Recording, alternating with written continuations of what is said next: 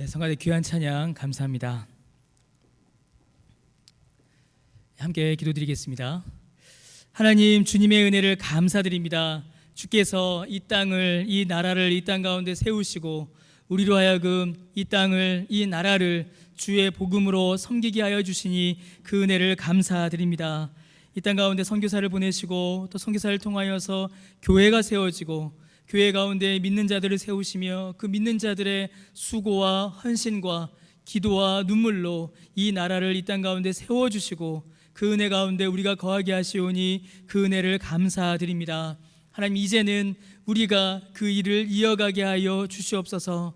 우리에게 맡기신 이 나라를, 우리에게 맡기신 이 복음 사역을 더욱더 힘써 감당할 수 있는 우리 모두가 되도록 은혜 베풀어 주옵소서. 그 일을 위하여 하나님께서 이 땅 가운데 강변교회를 세우신 줄로 믿습니다. 우리 강변교회가 이 마지막 때에 주께서 맡기시는 교회의 사명을 충실히 감당하는 주님의 교회가 되도록 은혜 내려 주옵소서. 하나님, 교회를 위하여 간절히 바라옵고 소원하옵기는 우리 강변교회가 말씀과 기도로 더욱더 견고히 세워지며 성령 충만함으로 능력 가운데 있는 주님의 교회가 되기를 간절히 소원합니다. 하나님, 다른 어떤 것도 아닌 말씀의 터 위에 견고히 세워지게 하여 주시옵고, 다른 어떤 것도 아닌 기도로 충만하게 하여 주시오며, 다른 어떤 것도 아닌 오직 성령의 능력으로만 힘을 삼아 나아가는 우리 강변교회가 되도록 은혜 베풀어 주시옵소서. 하나님, 강변의 모든 가족들을 위하여 주님의 은혜를 간구합니다. 특별히 육체의 연약한 가운데 있어 주의 고치심의 은혜를 간구하는 성도들을 주님 기억하여 주시옵소서. 사람을 만드신 분도 하나님이시오니 고치시는 분도 하나님이신 줄로 믿습니다. 치료의 은혜를 허락하사 연약한 육체 가운데에 새 힘을 허락하여 주옵소서. 그 외에도 마음에 염려하고 근심하며 눈물로 기도하는 주의 백성들의 기도에 주님 응답하여 주시옵소서. 하나님, 주 앞에 예배하게 하시고 특별히 주의 말씀을 듣게 하시오니 그 은혜를 감사드립니다. 하나님, 이 시간 우리 마음 가운데에, 우리의 심령 가운데에 주의 말씀의 씨앗을 심겨 주시옵소서. 이 시간 우리의 모든 주장과 사상과 철학을 내려놓고, 우리의 모든 지식을 내려놓고, 우리의 모든 경험을 내려놓고 오직 선포되는 하나님의 말씀에 귀 기울이며 주의 말씀을 심령에 받아 말씀의 열매를 맺는 풍성한 말씀의 은혜를 우리 모두에게 허락하여 주시옵소서. 전하는 자나 듣는 자 모두에게 동일한 은혜를 허락하여 주시옵소서. 오직 하나님의 말씀만이 선포되게 하시고 그 말씀 가운데 우리의 삶과 우리의 믿음을 새롭게 하는 귀한 말씀의 역사를 우리 안에 충만히 허락하여 주옵소서. 감사드리며 예수님의 이름으로 기도드립니다. 아멘. 주께 예배드리기 위하여 또 주 앞에 나오신 우리 성도님들께 주님의 은혜와 평강이 충만하시기를 주님의 이름으로 축원합니다. 우리가 계속 이어서 사도 바울의 전도 여행을 우리가 함께 살펴보고 있습니다. 우리 지난주에는 이제 빌립보에서의 바울의 사역을 우리가 함께 살펴보았습니다. 우리 지도를 한번 보실까요? 이제 몇 주간 우리가 계속 보고 있는 지도지요. 이제 앞으로도 계속 보려고 합니다. 이제 우리가 바울이 지금 우리 저기 빨간 상자 안에 있는 저기에서 바울의 사역한 내용들을 우리가 살펴보고 있습니다. 다음 지도요. 그 빨간 박스를 좀 확대한 겁니다.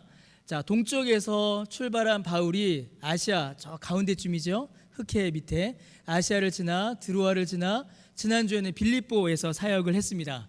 자, 이 빌립보를 지난 바울과 디모데와 실라는 이제 데살로니가에 이르게 됩니다. 데살로니가에서도 복음을 전했습니다. 그리고 그곳에서 많은 사람들이 예수님을 믿었습니다. 그러나 유대인들이 심각하게 방해와 공격을 하게 됩니다.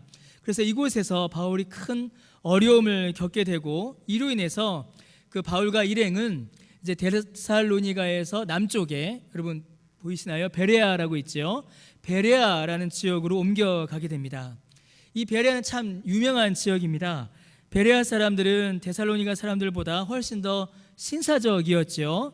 그래서 그들은 성경의 말씀을 듣고 매일 살펴서 그 이치를 깨우쳐 나갔습니다. 여기에서도 많은 사람들이 복음을 받아들였습니다. 그런데 이 유대인들이 아주 참 지독합니다. 데살로니가에서 그렇게 방해한 그 유대인들이 베레아까지 쫓아옵니다. 그래서 베레아에서도 다시 한번 이 복음 사역을 반대하고 공격합니다. 이 공격이 너무나 심각해져서 바울과 실라와 디모데 이 일행은 다시 그 사역의 장소를 옮겨가게 됩니다. 이제 그들은 좀 멀리 갑니다. 저쪽 왼쪽 위쪽에 베레아에서 오른쪽 아래로, 이제 파란색 화살표 보이시죠? 오른쪽 아래 아덴이라는 곳으로 좀 멀리 바울과 실라와 디모데가 그 사역지를 옮겨갑니다. 멀리 옮겨갑니다.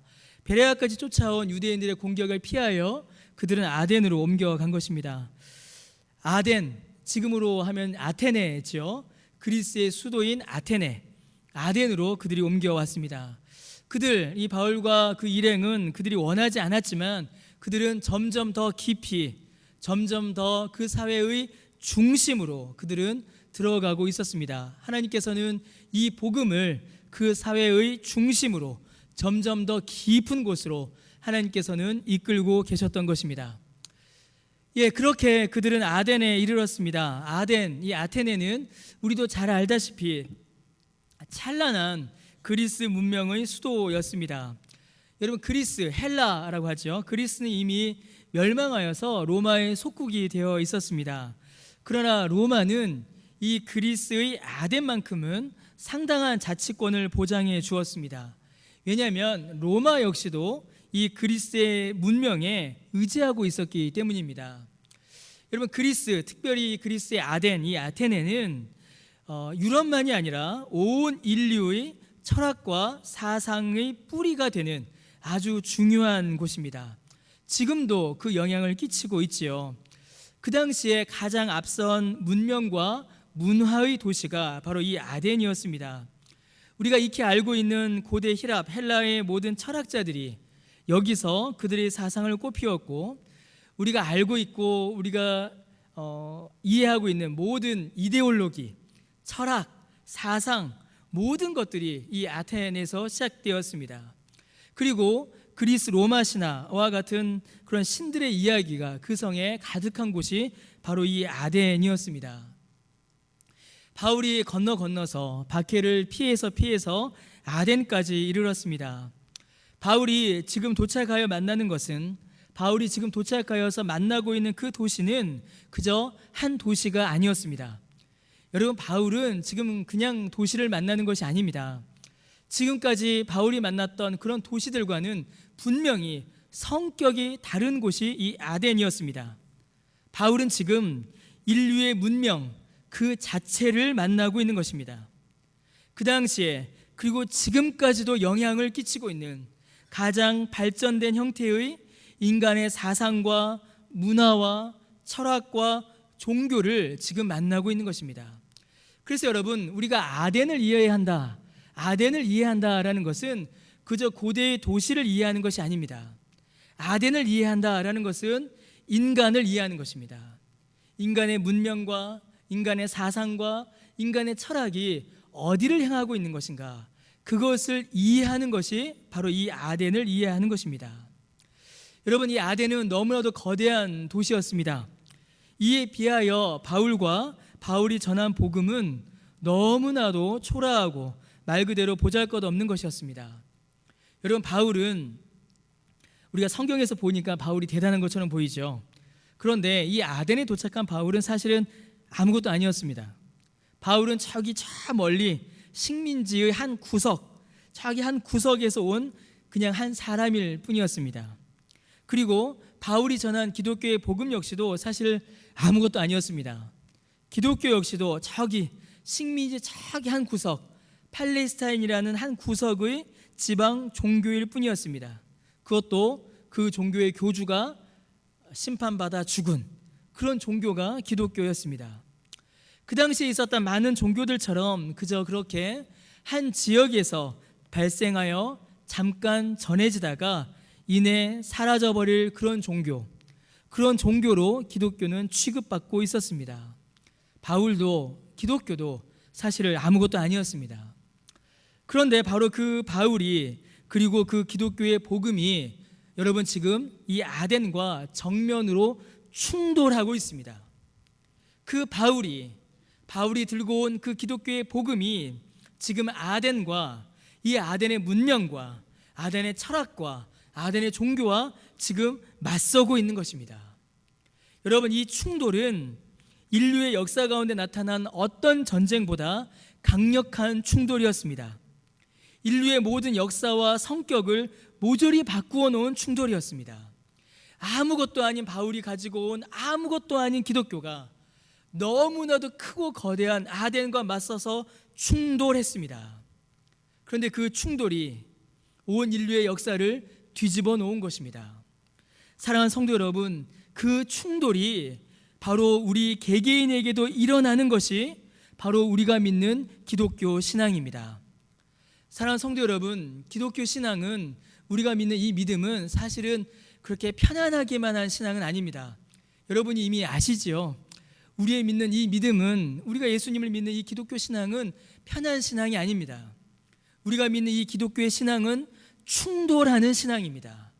사랑하는 성도 여러분, 이것을 꼭 기억해 주시길 바랍니다. 아덴에 바울이 가서 바울이 아덴과 충돌하였듯이 이 기독교 신앙은 우리의 삶과 충돌합니다.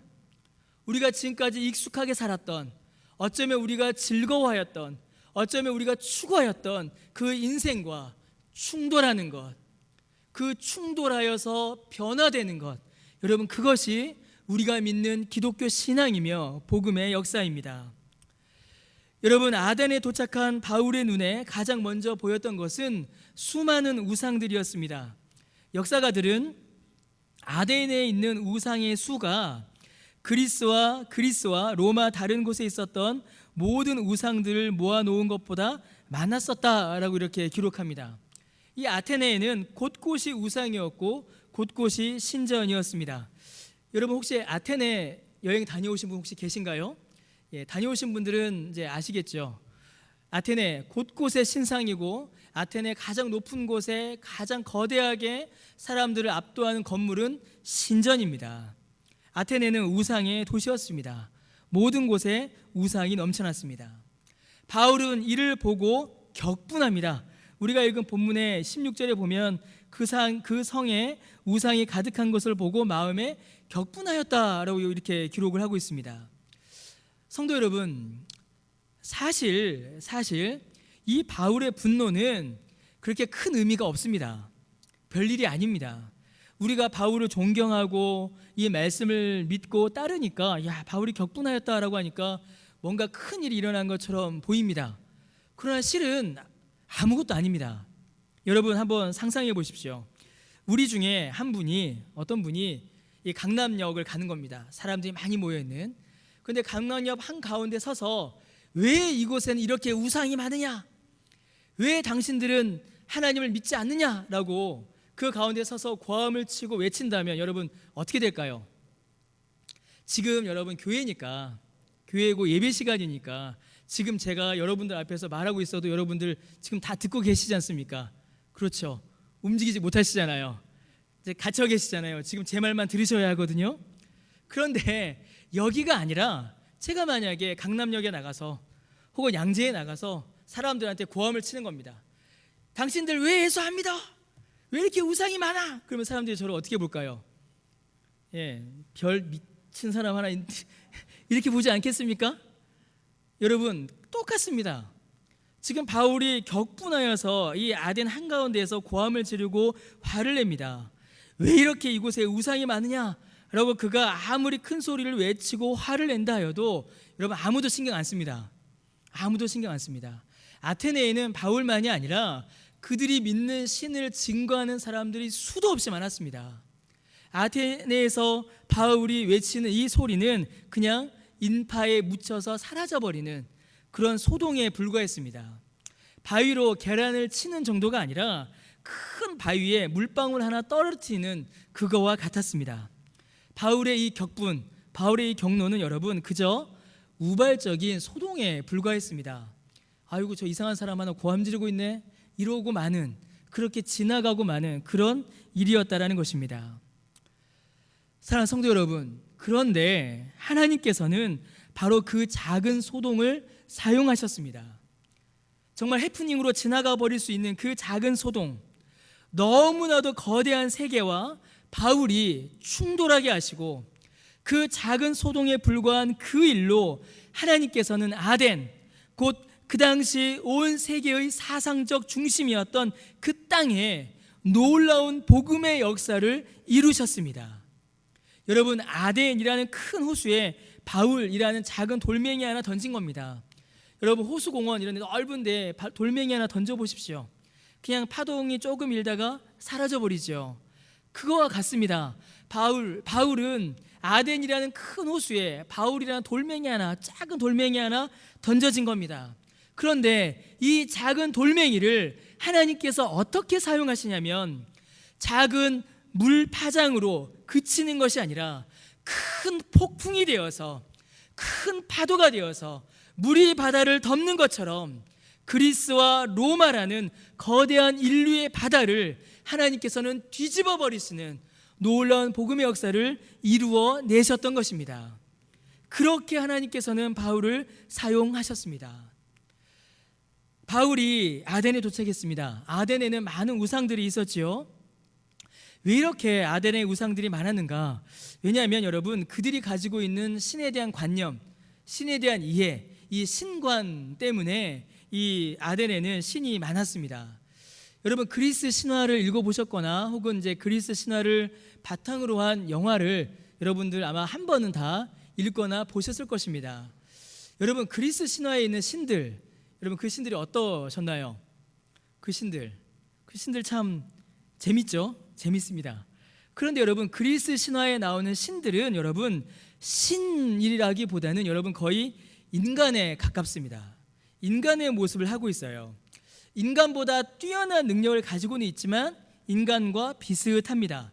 일단은 외모가 어떻습니까? 그리스 신화에 나오는 신들의 외모 다 사람이죠. 다 사람입니다. 그런데 단순히 사람이 아니라 모든 사람들이 보기에 가장 아름답고 멋진 외모를 이 신들이 가지고 있습니다. 그런데 그것만으로 그치지 않지요. 이 신들이 늙고 병들고 심지어 죽기까지 합니다. 서로 사랑해서 결혼해요. 결혼하고 잘 살면 좋은데 또 싸우고 미워하고 헤어집니다. 질투하는 일이 벌어져요. 신인데 인간과 비슷합니다. 어떨 때 보면은 정말 신이 맞는가 싶을 정도로 그리스 신화에 나오는 신들은 인간의 모습과 흡사합니다. 왜냐하면 아덴 사람들이 믿는 신은 여러분 인간을 다스리고 용서하고 구원을 베푸는 그런 신이 아닙니다. 그리스 신화에 있는 신들은 그저 인간을 돕고 때로는 인간의 도움을 받아야 하는, 그래서 인간의 욕망을 이루어주는 일을 위해 존재하는 자들, 그들이 바로 신들이었습니다. 그리스 신화의 신들은 인간이 가장 원하는 것들, 아름답고 강인한 육체와 전쟁에서의 승리와 물질의 풍요를 이루어주기 위해서 존재하는 바로 그런 존재들이 신들이었습니다. 그리고 그것을 위해서 그 신들은 인간의 숭배를 받았습니다. 그래서 여러분, 그리스의 신들은 신이 아니라 정확히 이야기하면 만들어진 신들이었죠. 어떤 학자는 말하기를 사람은 자신이 욕망하는 것을 숭배한다라고 이렇게 설명합니다. 사람은 자신이 욕망하는 그것을 숭배한다라는 것입니다. 그게 우상입니다. 그래서 여러분, 우상의 다른 이름은 뭐겠습니까? 우상의 다른 이름은 바로 사람의 욕망입니다. 그러니 인간의 욕망의 수만큼, 인간이 바라는 욕망의 크기만큼 그리스에는 많은 신들을 만들어내고 그 신들을 섬길 수밖에 없었던 것입니다. 왜 신들이 그렇게 많냐? 인간의 욕망을 위해서, 인간의 욕망의 크기만큼, 인간의 욕망의 수만큼, 그 수만큼 그리스에는 신들이 있었던 것입니다. 자, 그런데 이 바울이 아덴에서 만난 것은 이 우상들만이 아니었습니다. 바울이 아덴에서 만난 것은 이 우상들만이 아니라 그리스 그리고 아덴에서 그 사람들에게 강력한 영향을 끼치고 있었던 철학자들을 이 바울이 만나게 됩니다. 이 아덴은 소크라테스, 아리스토텔레스, 플라톤의 고향입니다. 그답게 이 아덴에는 그들의 뒤를 잇는 심오한 철학자들이 있었습니다. 대표적으로 바울이 만난 철학자들이 에피쿠로스와 스토아라는 이 두 부류의 철학자들을 바울이 만나게 됩니다. 에피쿠로스파, 스토아파라고 하는 게 맞겠지요. 여러분, 이 에피쿠로스파는 이제 뭐 많은 설명이 있지만 생략하고요. 에피쿠로스파의 목적은 무엇이었냐면 오직 쾌락이었습니다. 인간이 살아가면서 쾌락과 즐거움을 누리는 것이 최고의 선이며 가치다라고 그들은 믿었습니다. 그래서 에피쿠로스파를 따르는 사람들은 아주 단순했습니다. 즐기자, 누리자, 잘 먹고 잘 살자, 부자 되자, 이것이 복이고 이것이 선이다라고 믿은 사람들, 그들이 바로 이 에피쿠로스를 따르는 자들이었습니다.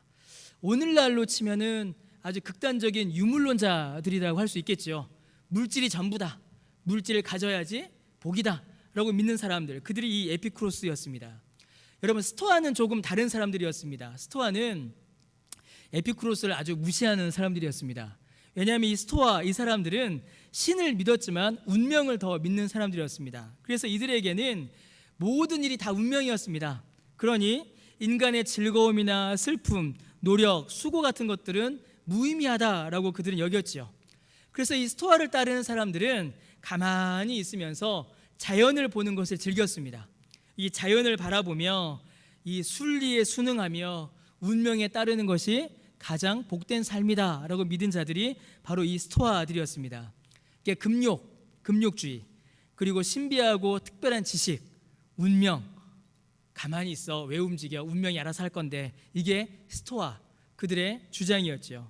그래서 여러분, 동양으로 치면은 누가 가까울까요? 이 스토아들은 도가 사상이라고 하죠. 노자와 장자, 이 노장 사상과 비슷한 사람들이 이 스토아들이었습니다. 여러분, 좀 길게 우상숭배, 그리스의 우상숭배, 그리고 에피쿠로스, 스토아에 대해서 조금 말씀을 드렸습니다. 여러분, 그들의 주장에는 서로 다소의 차이가 있었습니다. 그리고 그들끼리도 서로 막 싸우고 서로 무시하고 손가락질하는 일들이 있었습니다. 그러나 아덴의 우상들, 에피쿠로스, 스토아, 바울이 만난 이들 모두는 사실 하나의 이야기를 하고 있었습니다. 그들은 각각 다른 이야기를 하고 있는 것 같았지만 결국 하나의 목적만 바라보고 있었습니다.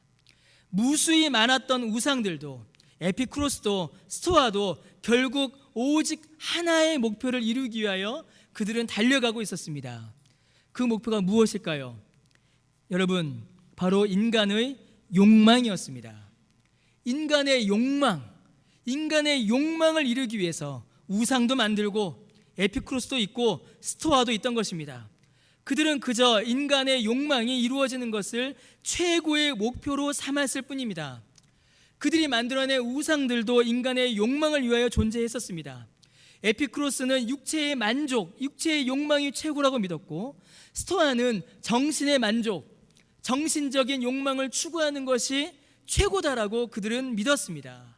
그들은 많이 모여서 많은 일을 연구하고 많은 신을 만들고 많은 종교적인 일을 했지만, 고상한 이야기를 나누었지만 그들의 목적은 단 하나였다라는 것입니다. 욕망이었습니다. 인간의 욕망이었습니다. 그 욕망을 이루는 일에, 그 욕망을 만족하는 일에 그들의 모든 것을 걸었습니다. 여러분, 그 절정이 바로 23절에 나오는 알지 못하는 신입니다. 알지 못하는 신에게 그들이 제사하는 제단을 만들었죠. 여러분, 왜 알지 못하는 신을 만들었겠습니까? 자, 아덴 사람들이 어느 날 소원이 생긴 겁니다. 그러면 이 소원을 들어주기 위한 뭐가 있을까요? 이 소원에 특화된 신이 있는 거예요. 자, 그러면 이 소원을 누가 들어줄 것인가? 신들의 목록을 쭉 보는 겁니다. 그런데 뭐가 없어요? 이 소원을 들어줄 신이 없는 거예요. 이 소원을 들어줄 특기를 가진 신이 없는 겁니다. 그럼 어떻게 할까요? 아차, 우리가 이 소원을 들어줄 신을 빼놨구나. 그리고 나서 어디로 갈까요? 이름을 알지 못하는 신에게 가는 겁니다. 가서 뭐 할까요? 회개하는 겁니다. 죄송합니다, 우리가 당신의 이름을 빼놨습니다. 그러나 이 소원 들어주세요. 그렇게 찾아간 것이 이 이름을 알 수 없는 신이었습니다. 자, 그런데 이 이름을 알 수 없는 신은 단순히 그것만으로 그치지 않았습니다. 이 이름을 알 수 없는 신은 더 큰 의미를 가지고 있었습니다. 이 아덴 사람들은 그들 스스로도 그들의 신관, 그들의 신론이 잘못됐다라는 것을 알고 있었습니다. 철학자들이 많았잖아요. 그들이 막 연구를 했습니다. 고민을 해본 거죠. 그들의 연구의 끝에 그 존재와 이름을 알 수는 없지만 이 우주를 다스리고 지배하고 섭리하는 신이 있는 것 같다까지는 간 겁니다. 그 신이 누군지는 모르겠지만 아마 있지 않을까라는 거기까지 이 아덴 사람들이 간 것이죠. 그래서 만들어낸 그 신의 제단, 신의 이름이 이름을 알 수 없는 신이었습니다. 여러분, 바울이 이것을 붙잡은 것입니다. 바울이 이것을 딱 캐치한 것이죠. 그리고 바울이 그들 앞에 섰습니다. 아덴 사람들아, 아덴 사람들아, 아덴 사람들을 부르는 것이죠. 당신들이 알지 못하는 그 신, 당신들이 추측하고 있는 그 신, 당신들이 이름은 알지 못하지만 이 우주를 만들고 이 우주를 주관하고 우리의 삶에 도움을 주고 우리의 삶 가운데 역사하는 그 신을 내가 너희에게 알려주겠다라고 바울이 지금 아덴 사람들에게 선포하고 있는 것입니다. 그 내용이 우리가 읽은 본문입니다. 여러분, 바울이 지금 아덴 사람들에게 하나님을 알려주고 있습니다. 그 하나님, 어떤 하나님이십니까? 창조주 하나님이십니다. 생명의 공급자이십니다. 통치자이시며 심판자이신 그 하나님을 지금 바울이 아덴 사람들에게 알려주고 있는 것입니다. 사람의 만족을 위하여, 사람의 영광을 위하여 존재하는 만들어진 우상이 아니라 우리를 사용하셔서 우리를 통하여 그분의 뜻을 이루시는 왕 되신 하나님, 그 하나님을 알려주고 있습니다. 사람의 주장과 만족이 선이 아니라 하나님의 뜻이 선인 그 하나님을 바울이 아덴 사람들에게 선포하고 있는 것입니다. 사람이 찾아내고 깨닫고 연구해낸 지식이 진리가 아니라 그 말씀이 참된 진리이신 그 하나님을 바울이 아덴 사람들에게 알려주고 있는 것입니다. 하나님은 항상 계시며 능력이 충만하시며 그로 말미암아 모든 만물이 의미를 가지는, 모든 만물이 이 땅에 있어야 할 이유가 되시는 영광과 존귀의 하나님을 지금 바울이 아덴 사람들에게 선포하고 있는 것입니다.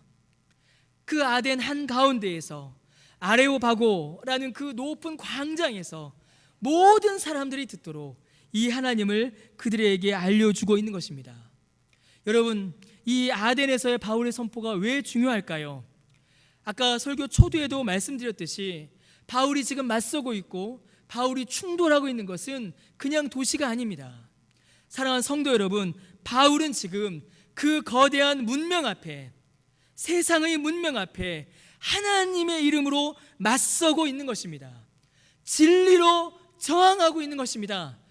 모든 종교와 모든 철학과 모든 사상과 모든 이데올로기가 인간의 욕망이라는 그 하나의 목적을 향하여 달려가고 있는 그 아덴 땅에서, 그 아덴 땅의 한가운데에서, 그 거대한 흐름 앞에서 예수 그리스도의 그 십자가 붙잡고 지금 바울이 맞서 싸우고 있는 것입니다. 사랑하는 성도 여러분, 사랑하는 성도 여러분, 우리가 믿는 이 기독교 신앙, 우리가 믿는 이 기독교 신앙이라는 것이 과연 무엇일까요? 사랑하는 성도 여러분, 우리가 예수님을 믿어서 생명의 복음을 받았고 우리가 새로운 생명을 받았다라고 합니다. 그럼 여러분, 이 새로운 생명으로 산다라는 것이 과연 무엇이겠습니까? 우리가 죄의 종된 자들이 아니요 하나님의 자녀다라고 하는데, 그러면 하나님의 자녀는 과연 어떻게 사는 것일까요? 성령의 충만함을 받아서 성령의 능력으로 산다라고 하는데, 과연 어떤 삶이 성령의 능력으로 살아가는 삶이겠습니까? 바울이 지금 예수 그리스도의 복음으로 하나님을 선포하며 그 믿음 가운데 아덴에 서 있습니다. 여러분, 그 믿음, 그 복음, 그 믿음으로 사는 삶, 그 삶이 여러분 과연 어떤 삶이겠습니까? 사랑하는 성도 여러분, 이 신앙은, 우리 기독교 신앙은 그저 관념으로만 그치는 신앙이 아닙니다. 그저 마음속에 고이 모셔놓는 것도 아니고 그저 책으로만 이해하여 머릿속에 담아놓고 있는 지식도 아닙니다. 우리가 믿는 이 기독교 신앙은, 사랑하는 성도 여러분, 능력입니다. 힘입니다. 믿음은 우리의 삶 가운데 살아 역사하는, 변화를 일으키는, 이 세상과 정면으로 충돌하여 변화를 일으키는 능력이 믿음입니다. 여러분, 제가 설교 초두에도 말씀드렸듯이 아덴은 인류의 문명 그 자체입니다. 아덴은 2000년 전에 도시로 끝나는 것이 아니라 지금도 우리를 지배하고 있는, 어쩌면 지금도 우리가 살아가고 있는 이 세계 가운데에 강력한 영향력을 끼치고 있는 문명 그 자체가 아덴입니다. 여러분, 아무리 발전한 문명도 오늘 본문에서 나타난 이 아덴에서 벗어나질 못합니다. 인간이 2000년의 역사 가운데 수많은 종교와 철학과 사상과 이데올로기를 만들어냈습니다. 그러나 그 모든 사상들, 인간이 만들어낸 모든 이념들은 결국 이 아덴으로 귀결됩니다. 다 아덴에서 나왔습니다. 다 아테네에서 나왔고 다 아테네로 돌아갑니다. 그게 뭐였습니까? 욕망이었습니다. 사람은 자신의 이익과 만족을 위해서 종교도 만들어내고 신도 만들어냅니다. 사람들은 고상한 말로 철학을 이야기하지만 그 철학도 결국에는 인간의 욕망을 향합니다. 정의감에 불타는 듯이 이데올로기와 정치를 이야기하지만 결국에는 그것 역시도 인간의 욕망을 향합니다. 육체의 쾌락을 추구하든지 정신의 만족을 추구하든지 사람은 오직 자신의 만족을 위하여서, 욕망을 위하여 살아간다는 것입니다. 인간의 욕망은 거대한 흐름입니다. 인류의 역사를 지배하고 우리가 살아가고 있는 이 세계를 이끌어가고 있는 거대한 흐름, 여러분, 그것이 바로 인간의 욕망입니다. 사랑하는 성도 여러분, 바울이 지금 그 아덴에 맞서고 있습니다. 이것이 기독교인의 삶입니다. 여러분, 바울이 아덴에 맞섭니다. 무엇에 맞서는 걸까요? 바울은 거대한 인간의 욕망에 맞서고 있는 것입니다. 사랑하는 성도 여러분, 이것이 기독교입니다. 이게 기독교입니다. 여러분, 기독교는 사람이 신을 만들어낸 것이 아니라 하나님께서 사람을 만드신 창조주이시다라는 사실을 선포하고 믿는 것입니다. 여러분, 기독교는 사람의 목적이 인간의 쾌락과 만족에 있는 것이 아니라 사람의 목적은 하나님의 뜻이며 하나님께 영광을 올려드리는 것임을 믿고 그렇게 사는 것이 기독교입니다. 사람은 자기 자신의 힘으로 살아가는 것이 아니라 하나님의 공급하심의 은혜로만 산다라는 것을 믿고 그 하나님을 의지하고 붙드는 것이 기독교 신앙입니다. 사람이 스스로 구원을 결정하는 것이 아니라 모든 죄인은 하나님 앞에 회개하여야 하며 예수 그리스도의 보혈의 공로로만 구원받을 수 있다는 것을 믿고 그것을 전하는 것, 그것이 바로 기독교인 것입니다. 사랑하는 성도 여러분, 이러한 기독교를 세상이 좋아하겠습니까? 이러한 기독교를 세상이 결코 기뻐하지 않습니다. 여러분, 세상 모두가, 사단이, 세상의 모든 문화와 종교와 사상이 이런 하나님과 이런 기독교의 가르침을 부정하고 싫어합니다. 모두가 다 인간의 욕망을 위하여 달려갈 때에 홀로 인간의 욕망이 우리의 목적이 아니요 하나님의 뜻이 우리의 목적이다. 인간의 욕망이 우리의 삶의 이유가 아니라 하나님의 은혜와 사랑이 우리의 이유이다 라고 말하는 이 기독교 복음을 세상이, 사단이 좋아할 리가 없습니다. 그래서 하나님의 자녀들은 믿음의 삶에 대하여 공격을 받습니다. 세상은 하나님의 말씀대로 사려는 하나님의 자녀들을 가만히 두지 않습니다. 사랑하는 성도 여러분, 오직 인간의 만족만을 위하여, 욕망의 실현을 위하여 전속력으로 온 세계가, 모든 사람들이 달려갑니다. 믿음은 거기에 맞서는 능력입니다. 믿음은 그 거대한 욕망의 흐름 앞에 맞서는 능력입니다. 여러분, 인류의 역사를 쭉 보게 되면 아주 재밌는 걸 볼 수 있습니다. 인류 역사 가운데 그 시대를 지배하였던 강력한 제국들이 하나씩 있었습니다. 그런데 그 강력한 제국들마다 믿음의 사람 한 사람이 그 제국과 맞섰습니다. 여러분, 다윗이 골리앗과 맞섰지요. 다윗은 골리앗 한 사람과 맞선 것이 아니었습니다. 그 당시에 그 지역에서 가장 강력한 군대였던 블레셋 군대와 다윗 하나가 맞서고 있었습니다. 여러분, 요셉이 홀로 애굽과 맞섰습니다. 모세가 홀로 애국과 맞섰습니다. 다니엘이 홀로 그 거대한 바벨론 제국과 맞섰습니다. 바울이 지금 그 거대한 아덴과 맞서고 있는 것입니다. 도저히 상대할 수 없는, 도저히 상대가 되지 않는, 도저히 이길 수 없는, 도저히 거스를 수 없는 그 강력한 제국 앞에, 그 강력한 문명의 흐름 앞에 믿음의 사람 한 사람이 맞선 것입니다. 그리고 여러분, 그 한 사람으로 인하여서 어떤 일이 벌어졌습니까? 아덴이라는 땅에 바울이라는 작은 돌멩이 하나 던져졌더니만 그리스와 로마가 뒤집어졌습니다. 사랑하는 성도 여러분, 오늘 우리에게 주어진 삶이 바로 그러한 삶입니다. 도저히 거스를 수 없는, 도저히 이길 수 없는 이 세상에 맞서는 것이 우리의 믿음이며 기독교의 삶인 것입니다. 바로 그 믿음으로 인하여서 세상의 거대한 흐름과는 다른 결을 사는 것이 그리스도인의 삶입니다. 세상이 추구하는 것과는 다른 것을 추구하며 세상이 즐거워하는 것과는 다른 것을 즐거워하는 것이 바로 그리스도인의 삶입니다. 하나님의 뜻을 추구하며 하나님을 즐거워하며 그 말씀에 순종하는 거룩한 삶을 살아가는 것이, 여러분, 그것이 기독교이고 그것이 기독교가 우리에게 알려주는 믿음의 모습인 것입니다. 아덴이 아닙니다. 아덴을 바라보는 것이 아니라 갈보리를 바라보는 것입니다. 아덴에 세워져 있는 그 화려하고 웅장한 그 건물과 성전을 자랑하는 것이 아니라 갈보리 위에 세워진 그 피 묻은 십자가를 자랑하는 것이 기독교 신앙입니다. 아덴의 철학자들을, 아덴의 그 지식인들을 쫓아가는 것이 아니라 영원하고 완전한 하나님의 말씀인 성경을 믿고 순종하는 것이 기독교 신앙입니다. 모든 것이 인간 중심, 나 중심, 인간의 욕망에 모든 것을 맞추는 그 아덴이 아니라, 여러분, 우리 교회 1층에 보시면 벽에 붙어있죠. 하나님 중심, 성경 중심, 주께서 이 땅 가운데 불러 세우신 교회 중심의 삶을 사는 것이, 그것이 바로 기독교인의 삶입니다. 욕망이 아닌 섬김의 삶을 사는 것이며 거룩의 삶을 사는 것입니다.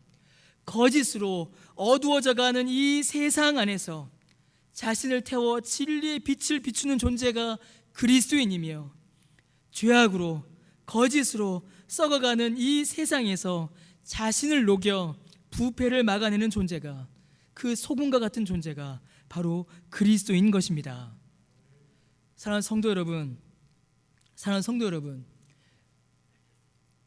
이 충돌의 은혜를 경험하시기를 주님의 이름으로 간절히 축원합니다.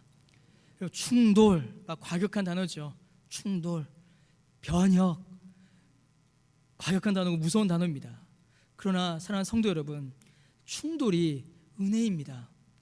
견고하게 굳어져 있는 우리의 본성이 우리도 알지 못하게, 우리도 모르는 사이에 우리 안에 견고히 세워져 버린, 우리도 모르게 세상을 쫓아가고 있었던 그 인간의 욕망이라는 견고한 성이, 그 죄악의 성이 예수 그리스도의 복음으로 말미암아 무너지는 그 충돌의 은혜를 우리가 경험해야만 합니다.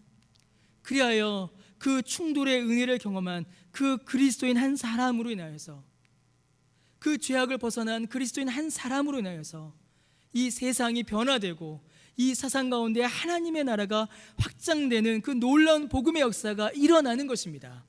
세상을 거스르는 믿음의 삶, 성령으로 충만하여 세상과 구별되는 거룩한 믿음의 삶, 내 욕망이 아닌 하나님의 영광을 위하여, 내 뜻이 아닌 하나님의 뜻을 위하여, 세상을 따라가는 것이 아닌 하나님의 뜻을 쫓아가는 그 놀라운 변화가 우리 모두에게 충만히 일어나시기를 주님의 이름으로 축원합니다.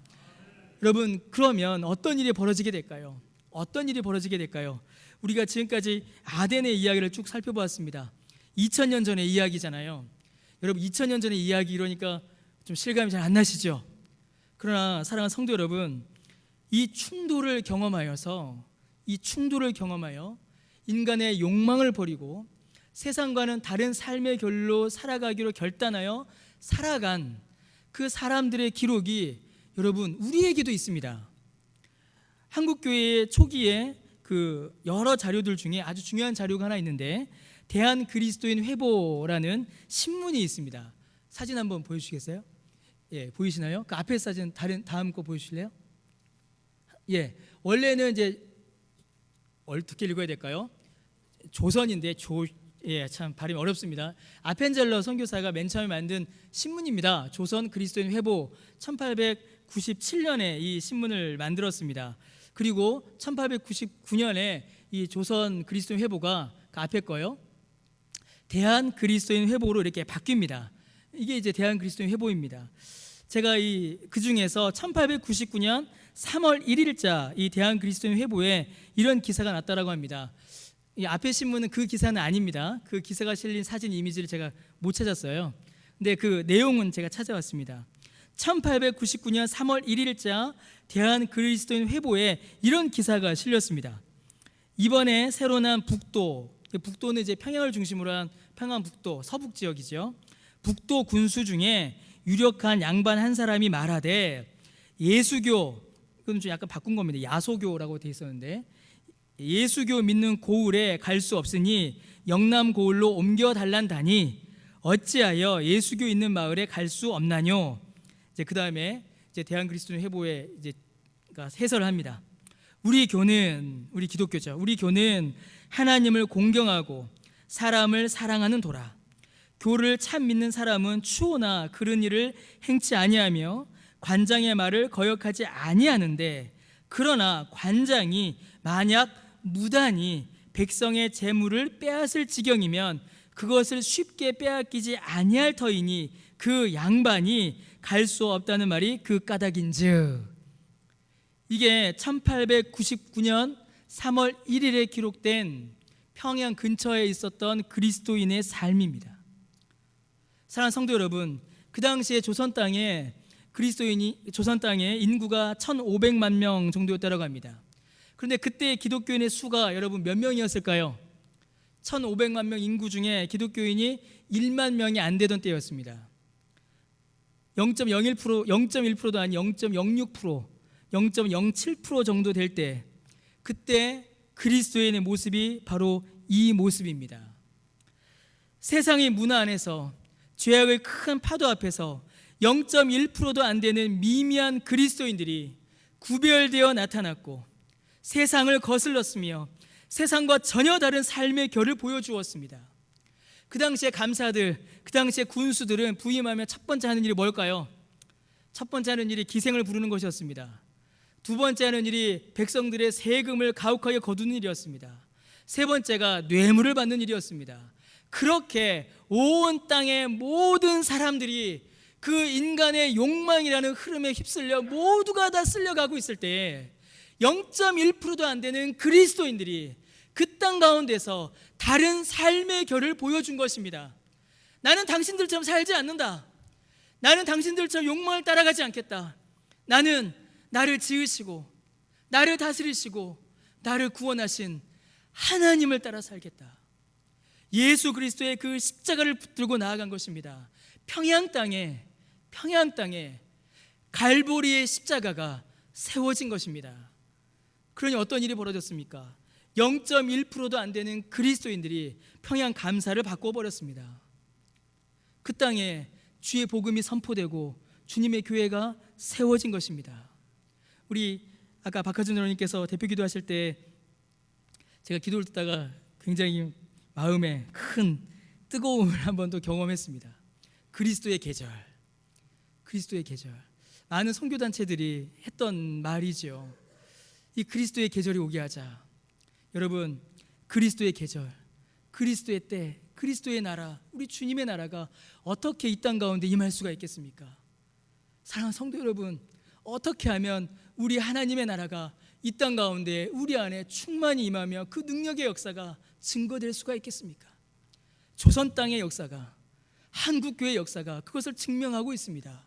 0.1%도 안 됐던 그 그리스도인들이 욕망이 아닌 하나님의 말씀으로 살아가는 다른 삶의 결을 보여줬을 때에 그리스도의 계절이 임하였습니다. 사랑하는 성도 여러분, 오늘날 이 땅에도, 오늘날 우리 안에도 그리스도의 나라와 그리스도의 계절이 임하기를 간절히 소원하고 기도합니다. 여러분, 그렇게 기도하지 않으십니까? 저는 늘 제 안에 가장 큰 기도 제목입니다. 목사가 그거 아니면 뭐 기도하겠습니까?